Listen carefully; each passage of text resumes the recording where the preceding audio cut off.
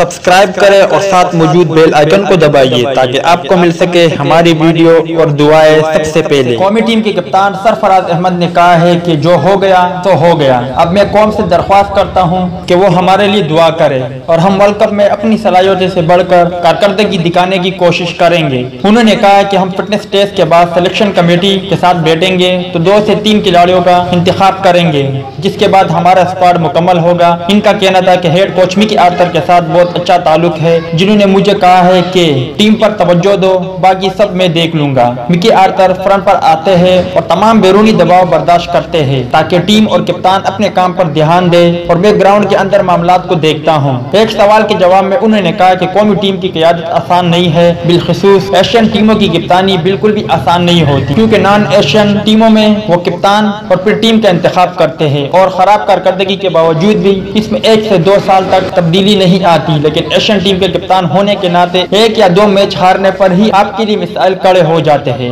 लेकिन Asian team के कप्तान होने के नाते 1 या 2 मैच हारने पर ही आपके लिए मिसाइल खड़े हो जाते हैं। तो दोस्तों, ये थी सरफराज अहमद के हवाले से कुछ अपडेट। उम्मीद करता आपको पसंद आई होगी। इस अपडेट के मुताबिक अपनी राय का इजहार कमेंट्स बॉक्स में जरूर दें।